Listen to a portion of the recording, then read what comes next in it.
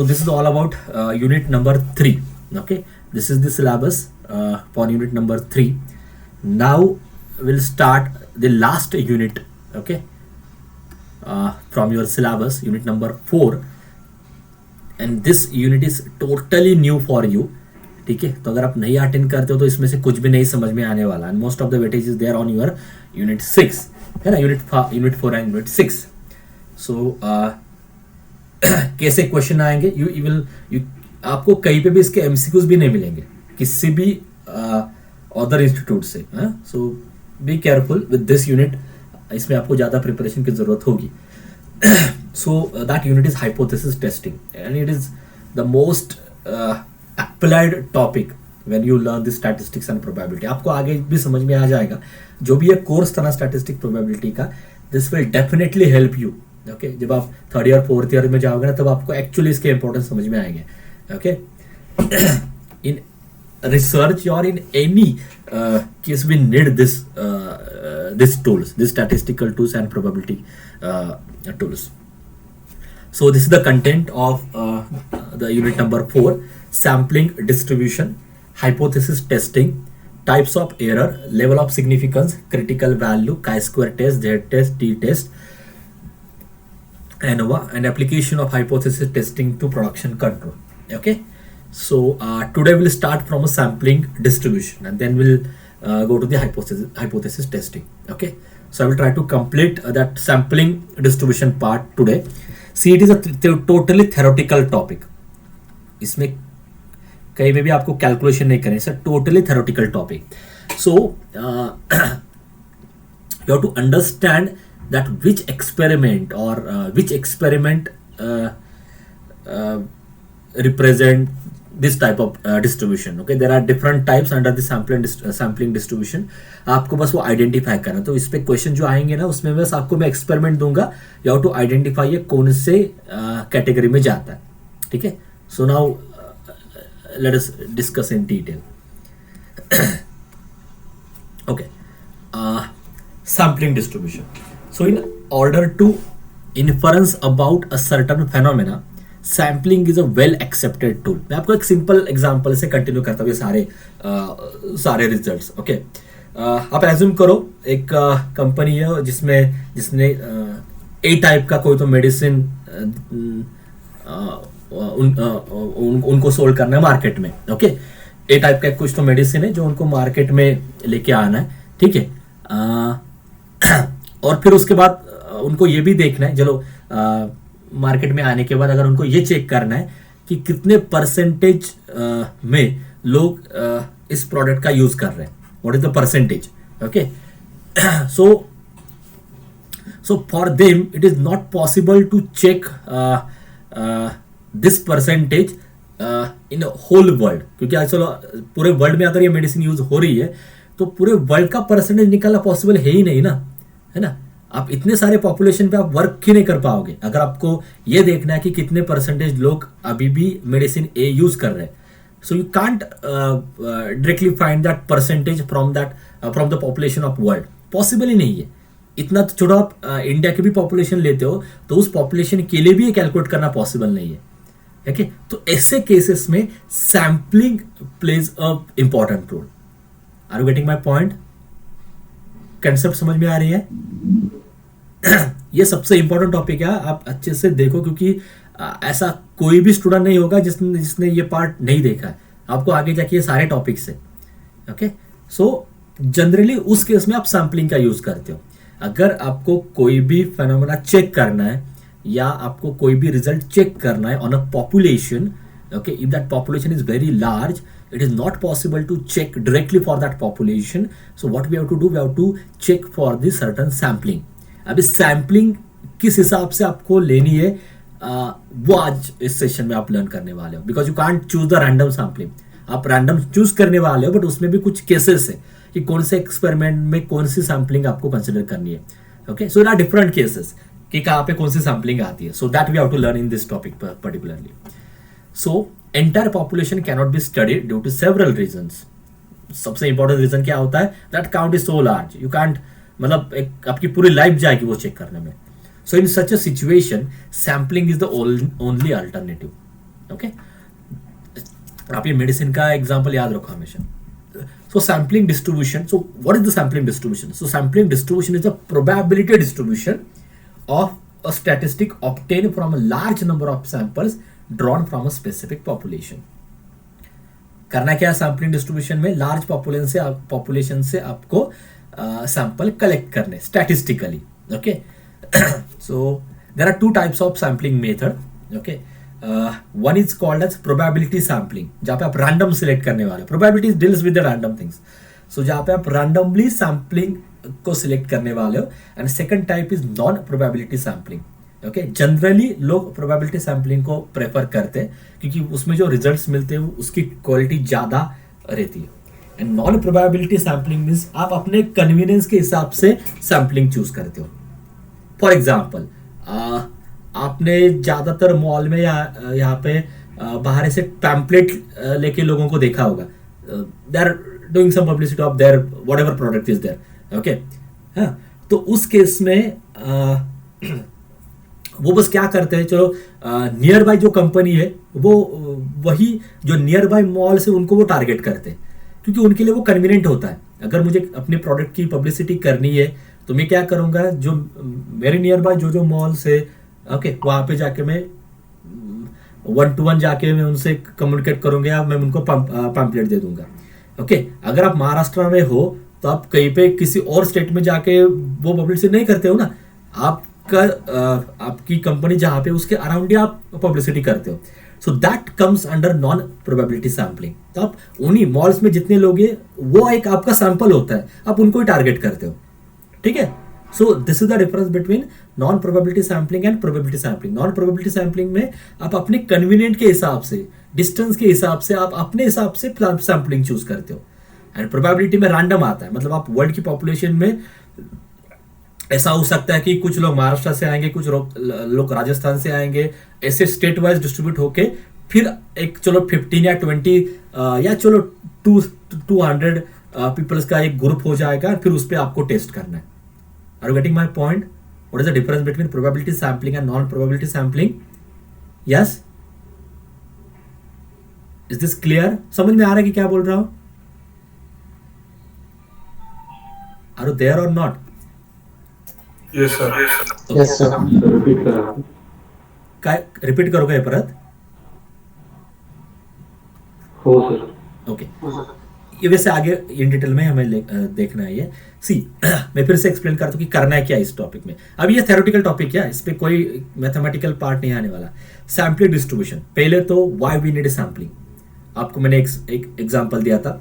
चलो एक कोई मेडिसिन है, ओके, आपको ये देखना है कि कितने परसेंटेज स्टूडेंट ये मेडिसिन यूज कर रहे हैं, है ना, ये आपको देखना है.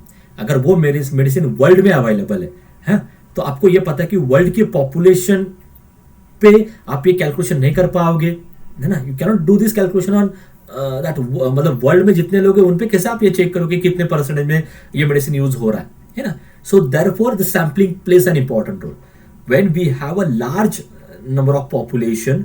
ओके, जहां पे मैन्युअली कैलकुलेट करना या स्टैटिस्टिकली कैलकुलेट करना पॉसिबल ही नहीं है. In that case what we do, instead of checking that medicine for the world population, okay, will select 2-3 countries. चलो इंडिया, एक दो और कंट्रीज आप सिलेक्ट करो और उनमें आप चेक करो. That become more easy. ठीक है, तो this is the need of sampling. Is this clear? Sampling की नीड कहां पे आती है? यहां तक समझ में आ रहा है? Quickly tell me either in yes और नो, तो मैं आगे जाऊंगा. Sampling, where we need a sampling. Now this part is clear.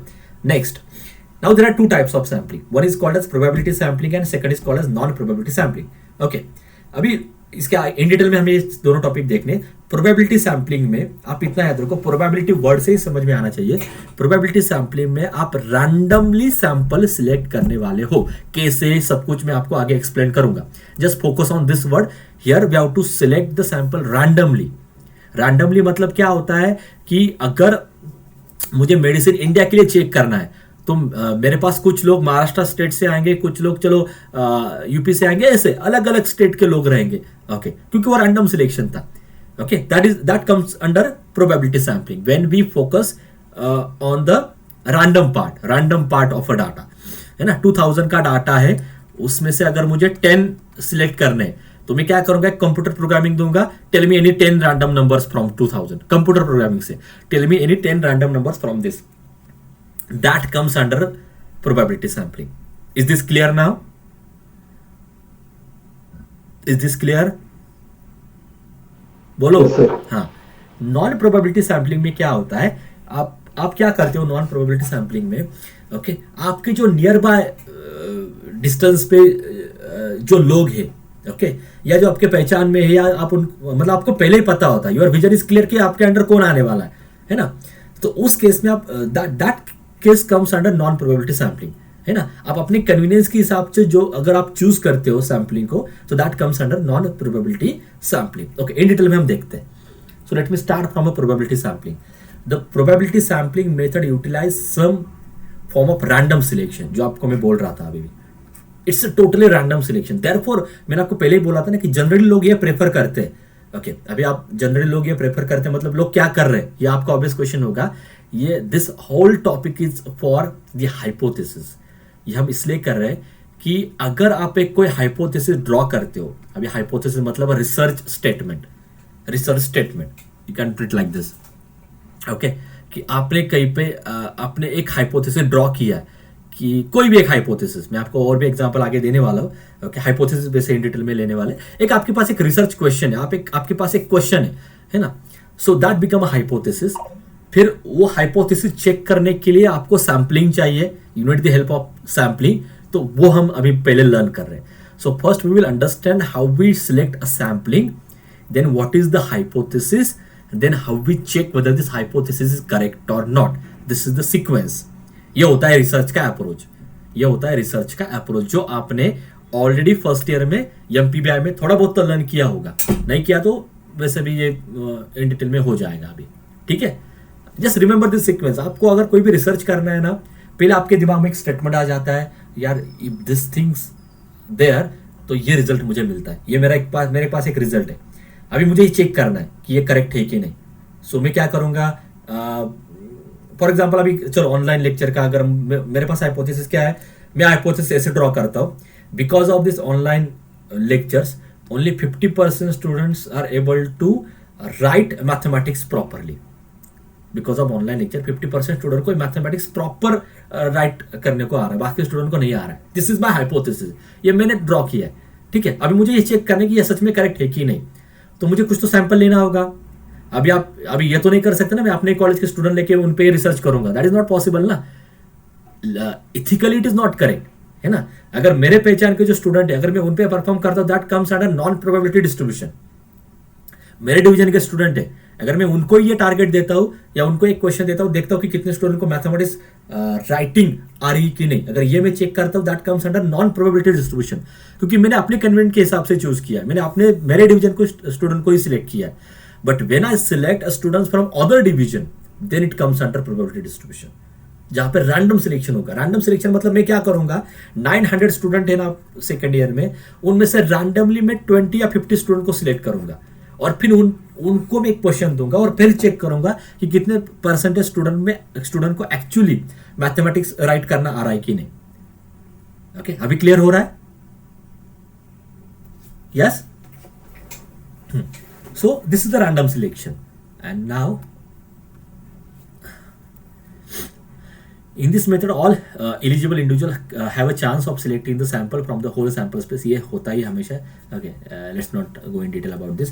This method is more time consuming and expensive than the non probability sampling method. Obviously अगर आप randomly data select करते हो, अगर मेरे पास जो डाटा आ रहा है, if I selected randomly, अगर कुछ स्टूडेंट मेरे पास चलो नासिक से आ रहे हैं, है ना, अगर मुझे स्टूडेंट पे अगर रिसर्च करना है तो मेरे लिए कितना डिफिकल्ट होगा फिर उन स्टूडेंट को अप्रोच करना, फिर उनसे वो हाइपोथेसिस चेक, उनके थ्रू हाइपोथेसिस चेक करना. It become difficult task for me, और it is a time consuming process. Okay, but अगर उसके जगह पे मैं बस अपने डिवीजन के स्टूडेंट को ही टारगेट करके कंप्लीट कर देता हूं, तो मेरा एक्सपेरिमेंट विद इन टाइम हो जाएगा, लेस टाइम में हो जाएगा. ठीक है, डिफरेंस समझ में आ रहा है? हमेशा ऐसे रिलेट करते रहो, तब आपको ये कंसेप्ट समझ में आ जाएगी. So therefore this concept is a time consuming concept. Am I audible? Is there any problem in the network? Yes, sir, you are audible. Yeah. Okay, because I got some call, तो मुझे लगा कि network. दोनों division पे voice आ रही है ना proper? Okay, it looks. Yes, sir. Okay, ठीक है. डोंट वरी, इसके क्वेश्चन इजी ही रहेंगे. आपको बस मैं क्वेश्चन दूंगा, आपको बस ये देखना है कि कौन से सैंपल में कौन से डिस्ट्रीब्यूशन में ये आ रहा है, वो आगे है अभी भी. हाँ हाँ, ये एक हो गया part. Why it is more time consuming. The benefit of using probability sampling is that it guarantees the sample that should be representative of the population. It simply means probability sampling से जो भी result आपके मिलते हैं ना, वो ज़्यादा quality result लेते हैं. आप खुद देखो ना, अगर मुझे ये चेक करना था कि कितने स्टूडेंट को मैथमेटिक्स राइट करना आ रहा है ना, मेरा कंक्लूजन था 50%. चलो हाँ, तो अगर मैं अपने डिवीजन के लिए चेक करूंगा, चलो मुझे उसमें से कुछ ना कुछ तो कंक्लूजन मिलेगा, बट उतना क्वालिटी रिजल्ट नहीं होगा, उतना वो क्वालिटी रिजल्ट नहीं होगा. अगर वो सेम मैं अगर 900 मतलब सारे 13-14 डिवीजन के लिए भी करता हूं ना, then it become more quality result. Okay, so इसलिए रैंडम सिलेक्शन जो होता है ना, जहां पे रैंडम सिलेक्शन होता है ना, वहां पे क्वालिटी ज्यादा आती है, क्वालिटी ज्यादा आती है, वो रिसर्च स्ट्रांग होता है. तो देयरफॉर जनरली ज्यादातर लोग प्रोबेबिलिटी सैम्पलिंग को ही प्रेफर करते हैं. Now what are the types of probability sampling? So the first type is simple random sampling. Okay, अभी ये हर एक टॉपिक इंपॉर्टेंट है, इस पे आपको क्वेश्चन है. So in simple random sampling technique, every atom in the population has an equal and likely chance of being selected in the sample. ये हमेशा सारे केसेस में होता है. तो ये स्टेटमेंट जहाँ पे भी आता है उसका मीनिंग वही है. Every element has a equal and likely chance of being selected in the sample. Since the item selection is entirely depends on the chance, this method is known as method of chance selection. It's simply random. आप अगर मतलब ये आप generally करते थे ना कि बिना देखे अगर आप कोई भी 5 आइटम उसमें से निकालते हो, बॉक्स में से निकालते हो, तो वो जो सिलेक्शन होता है वो रैंडम सिलेक्शन होता है.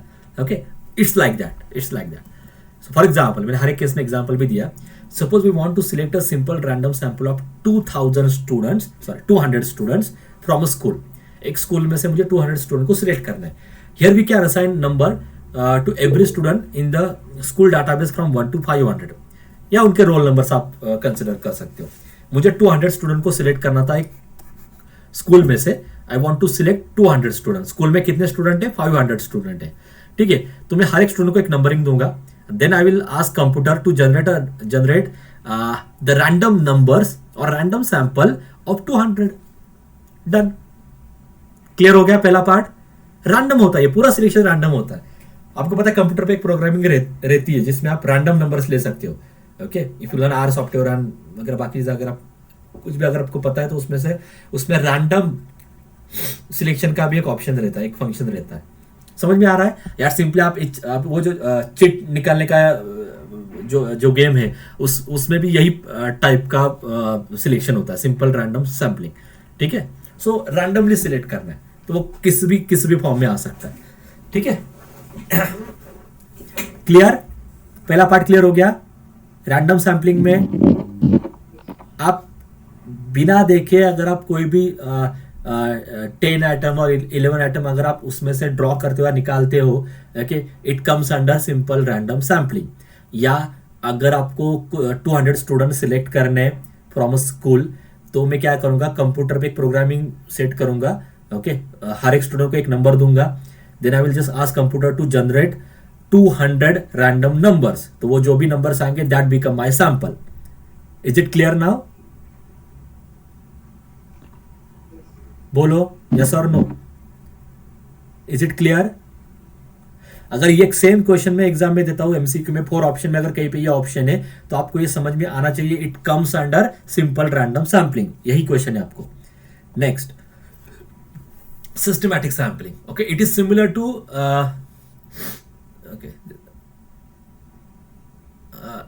एक मिनट. हाँ, it is almost similar to this simple random sampling. ये सेम ही है, बट इसमें क्या डिफरेंस है आपको मैं एक्सप्लेन करता हूँ. In a systematic sampling method, the items are selected from a larger population according to random starting point. Okay, यहाँ पे भी रैंडम सिलेक्शन है, बट उसमें कुछ रूल है. क्या करना है, वो जितना भी काउंट था उसमें से आपको पहले एक रैंडम स्टार्टिंग पॉइंट सिलेक्ट करना है. तो कहीं भी एक स्टार्टिंग पॉइंट सिलेक्ट करो. ये मेरा स्टार्टिंग पॉइंट है जो मैंने रैंडमली सिलेक्ट किया है, कुछ नहीं देखा है मैंने, ठीक है, random starting point.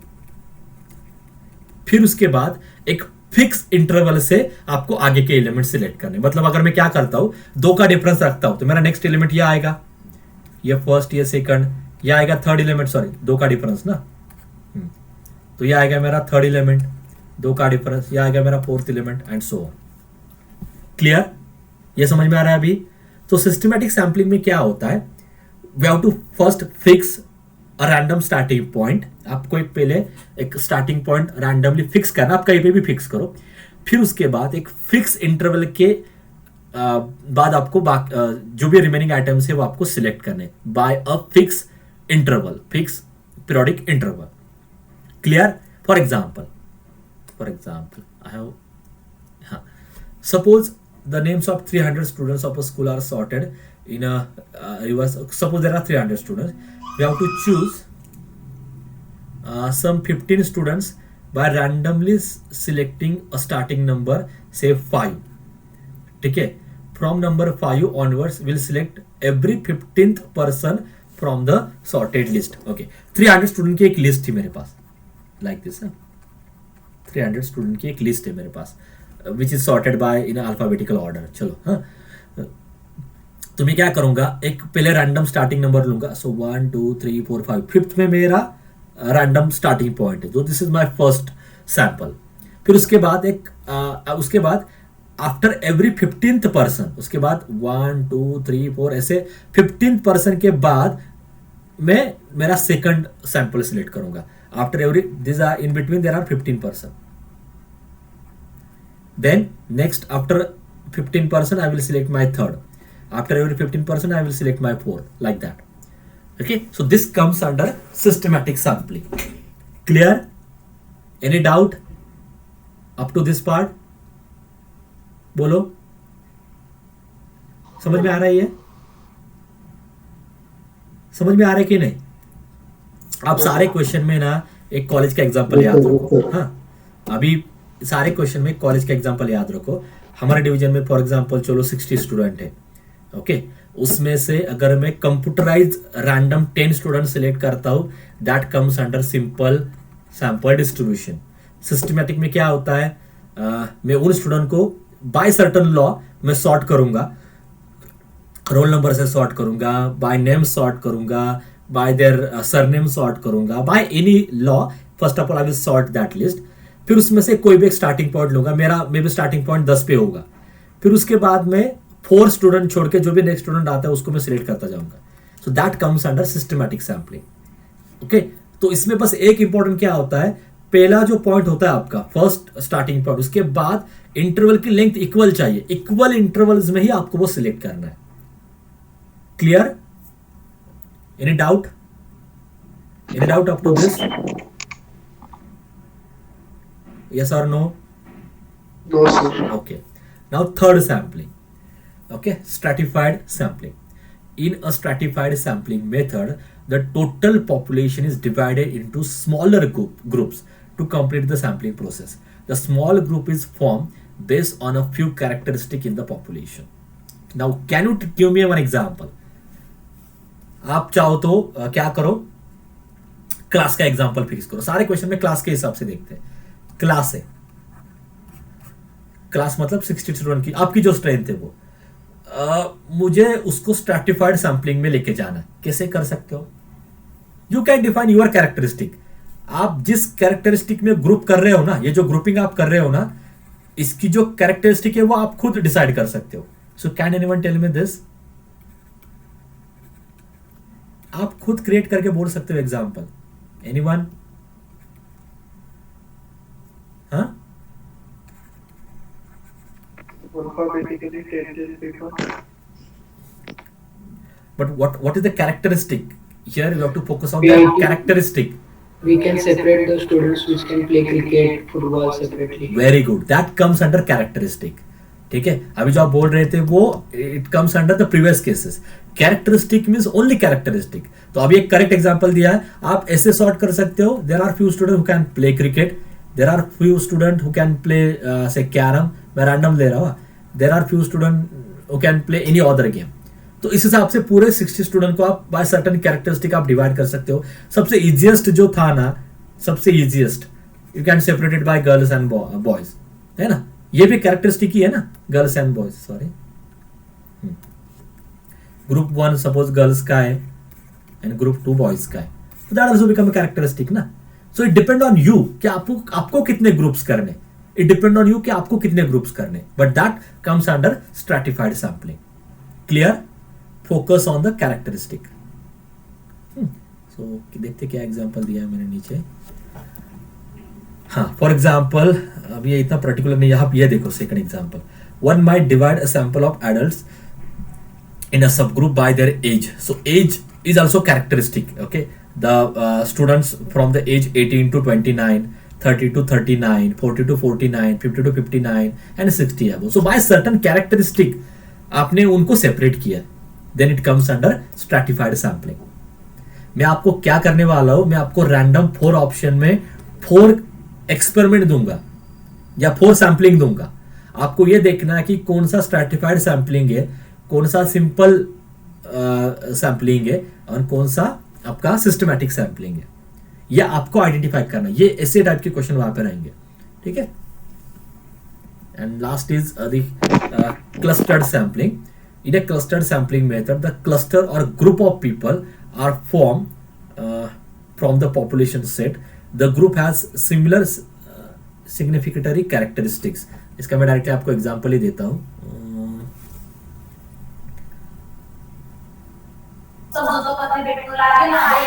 An educational institute has 10 branches across the country. Okay, कोई भी एक education institute with almost the number of with almost number of students. If we want to collect some data regarding the facilities and the other things, okay, facilities and other things. तो यहाँ पे अगर आप दोनों को differentiate करते हो ना, ये जो क्लस्टरिंग यहाँ पे फॉर्म होता है, ये it's not always with the characteristic, it is not always with the characteristic, okay. But जो क्लस्टरिंग में है उनकी similar, they are having the similar characteristic. If you want to collect some data regarding the facilities and the other things, we can't travel to every unit to collect the required data, hence we can use random sampling to select 3 or 4 branches as a cluster, ठीक है। so it is almost similar to that previous case, but यहाँ पे generally इस case में जो data रहता है वो ऑलरेडी क्लस्टर फॉर्म में रहता है। मैं आपको मोर इजिएस्ट वे में एक्सप्लेन करता हूँ, ओके। यहाँ पे जो आपके पास डाटा है ना, जो गिवन डाटा है, okay, check my statement. Previous question में क्लस्टरिंग या ग्रुपिंग आप फॉर्म कर रहे थे, है ना, प्रीवियस क्वेश्चन में यहाँ पे, सॉरी, स्ट्रैटिफाइड में ये जो ग्रुपिज्म, ये ग्रुप जो था या आप फॉर्म कर रहे थे, यहाँ पे जनरली जो डाटा रहता है वो ऑलरेडी क्लस्टर्ड फॉर्म में रहता है, क्लस्टर्ड फॉर्म में रहता है। जैसे अभी एक इंस्टीट्यूट है जिसके 10 ब्रांचेस है, मुझे उस इंस्टीट्यूट के लिए चेक करना था, जो भी मेरा एक्सपेरिमेंट था, जो भी मेरा एक हाइपोथेसिस था, मुझे उस इंस्टीट्यूट के लिए चेक करना था जिसके ऑलरेडी 10 ब्रांचेस है। So what I will do, 10 branches है मतलब 10 क्लस्टर है उसके, you can treat like this, 10 branches में 10 cluster are there. So instead of checking for all those clusters, इनमें से कुछ मैं random select करूंगा. I will select only few clusters from this, 1 or 2 or 3. Then I will check for that. ठीक है? So this is my clustered sampling. So this whole idea I can combine in a one table. ठीक है? तो यहां से वो सारी चीजें क्लियर हो जाएगी। तो अभी देखते हैं सिंपल रैंडम सैम्पलिंग। इसमें कुछ भी लॉजिक नहीं है, रैंडम सैंपल होता है। सिस्टमैटिक सैंपलिंग में एक इनिशियल पॉइंट फिक्स करो, फिर एक फिक्स इंटरवल के बाद नेक्स्ट सैंपल सिलेक्ट करते जाना है।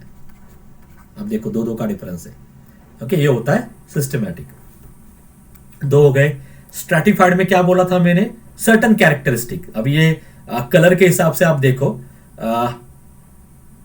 यहां से एक सिलेक्ट किया है, यहां से भी एक सिलेक्ट किया है, सो 3 में से 1, सो 6 में से 2, तो कलर के हिसाब से उन्होंने सिलेक्शन किया, ठीक है, कलर के हिसाब से। या ये डाटा ऑलरेडी सॉर्ट करके रखा है मैंने बाय सर्टन कैरेक्टरिस्टिक, और you can treat with the colour, ठीक है।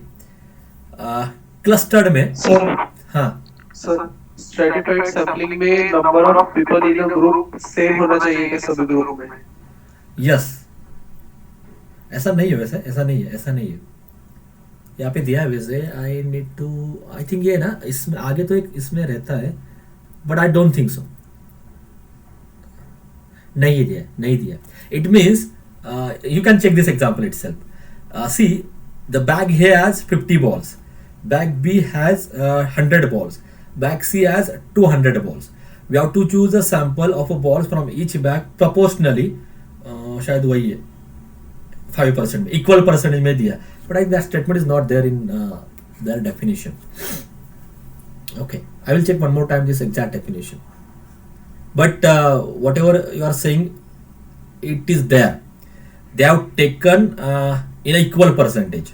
मतलब उन्होंने क्या किया है, सपोज बैग ए उसमें कितने हैं 50 balls है, बैग बी है उसमें 100 balls है, और बैग सी है उसमें 200 balls है. तो उन्होंने 5% सिलेक्ट किया हर एक बैग में से. सो 5 ball from bag A, 10 from this, and 20 from this third. But still I will check one more time whether this criteria is there or not. It is there in the next definition, but definition itself it is not there. But I will check one more time. Okay. So let us keep this question on hold. Whatever example is are given, it look like that they have taken in a fix proportionality, है ना. तो वो दिखाई दे रहा है जैसे यहाँ पे इस एग्जांपल में है, but still I will check one more time. यहाँ पे भी उन्होंने वैसे ही किया. ओके, एंड क्लस्टर्ड सैम्पलिंग में already you have that data in a clustered mode, है ना. Your data in a clustered mode, उसमें से कोई भी 2-3 क्लस्टर आप ले सकते हो. ठीक है, कोई भी.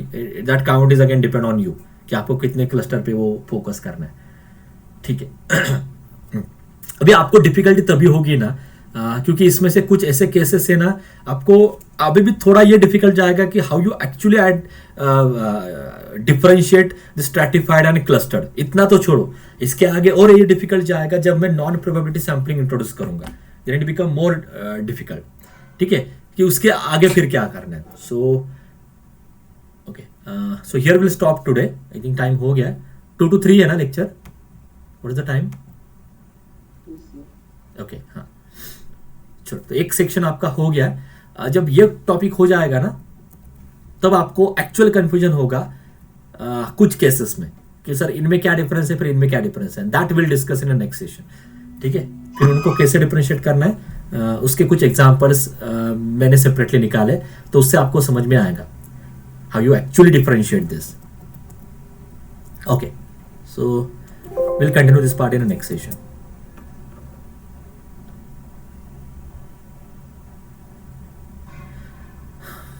Any doubt from your side?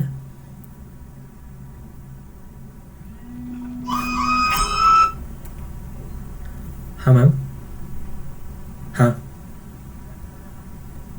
आजच लेक्चर झाले. बोला ना. हाँ बोला ना मॅम आता. हाँ हाँ हाँ नाही बोला ना आता.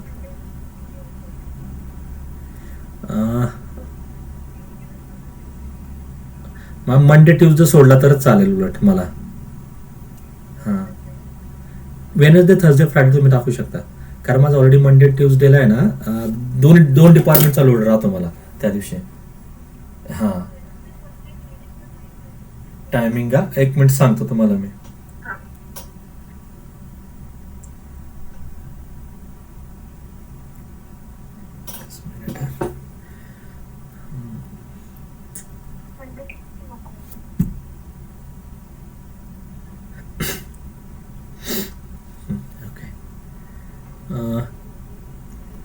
वेनसडेला आहे ना मॅम मला मॉर्निंगला लेक्चर आहे 9:20ला, 9:20 ते 10:20.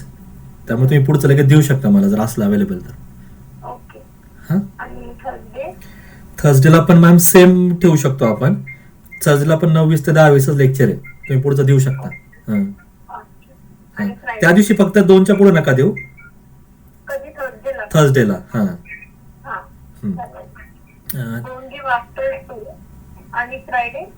फ्रायडेला तुम्ही ना फक्त 2 ते 4चा स्लॉट सोडून कधी देऊ शकता. हां चालेल. म्हणजे मग वेनसडे 9:20 to 10:20 लेक्चर, थर्सडेला 9:20 to 10:20 आणि 2 नंतर दोन नको. 2 ते 4 त्या दिवशी पण. हां हा, 2 ते 4 आणि फ्रायडेला पण 2 ते 4. Yes yes. ठीक आहे चालेल. तर हे सोडून देतो. सर मग तुमचं एका दिवसाला 2 लेक्चर येतील चालेल का? कंटिन्युअस ना. हा, कारण 4 लेक्चर द्यायचेत ना. हा मग मला एक दिवस कंटिन्युअस द्या ना 2 तास, ते बरं पडेल मला उलट मग. हां नाही नाही, 3 आहे बरोबर. ठीक आहे ना, मग होऊन जाईल. ठीक आहे 3 असेल तर काय प्रॉब्लेम नाही. हां हा, ओके ठीक आहे. Okay.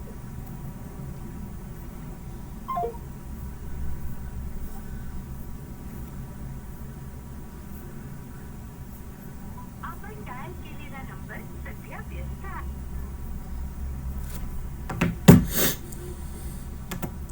Okay, no need to put roll number in chat box. I can fetch your attendance directly. No problem. No need to put. Thank you, sir. Okay. Yes, you can leave this session. No problem.